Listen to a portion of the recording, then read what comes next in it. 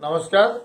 आज हूँ ओडिशार प्रथम प्रधानमंत्री कृष्णचंद्र गजपति नारायण देवंकर पवित्र जन्मतिथि 1892 मसीहा एप्रिल मास 26 तारिख से जन्म ग्रहण करते पालाखेमुंडी से जड़े ओडिया स्वाभिमान व्यक्ति थे। स्वतंत्र प्रदेश गठन में प्रमुख भूमिका थिला।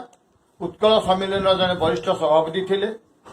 सी तृतीय गोल टेबुल बैठक में दाबी कले पालाखेमुंडी राज्य एवं जयपुर जमींदारी उभय को ओडिशा रे मिसाइबा जहा फल दाबी सरकार ग्रहण कले।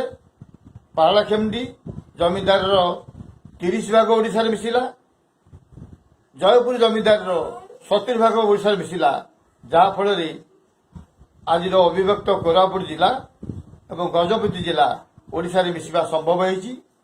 से एभली जने व्यक्ति थे विभिन्न क्षेत्र में तार प्रमुख भूमिका थिला।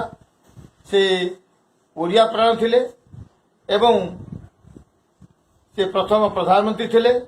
ताकर प्रखर समय ज्ञान भी थिला। थरे हरिकृष्ण महताब तांको देखा करिया पे गले, किंतु जो समय देइथिले तार अधघंटा विलंब करिबारु से तांको साक्षात देइ नथिले। एपरिक निजर जो असुस्थता थिला सेतेबेले ताका नामरे नामित एसकेसीजी मेडिकल कॉलेज बरहमपुर तार जन डॉक्टर को डकी थे चिकित्सा करने। डाक्तर किंतु गोटे घंटा विलंब से साक्षात देला नहीं, बरं डाक्तर पाउना जीवासा खर्च गोटे रसीद देदेले किंतु से साक्षात देलेनी। एभली प्रखर स्वाभिमानी समय ज्ञान व्यक्ति बहुत कम अच्छा। स्वर्गत विजु पट्टनायक 1987 मसीह नवेदन कले जे राजनीति की फेरी आसा से कहले only a dog returns to its vomit. एणु ये स्वाभिमान व्यक्ति थे से राजनीति क्षेत्र आसी नथिले।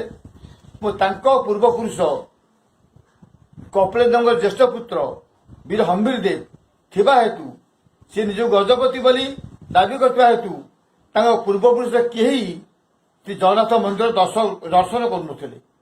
किंतु जिते बेले गजपति रामचंद्र देव अनुरोध कले से पुरी दर्शन करते, जगन्नाथ दर्शन करते और ओडिशा प्रथम प्रधानमंत्री थे।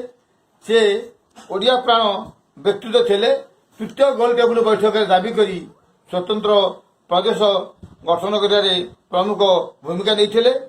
एवं आज आम आज मन पकाउे से जन व्यक्ति सब क्षेत्र में ओडिया प्राण थिला एवं ओडिया भाषा ओडिया जाति जे सदा बेले आंदोलन कर आसी आज जन्मतिथि आम स्मरण करुचे, गुण को आज मन पकाउे।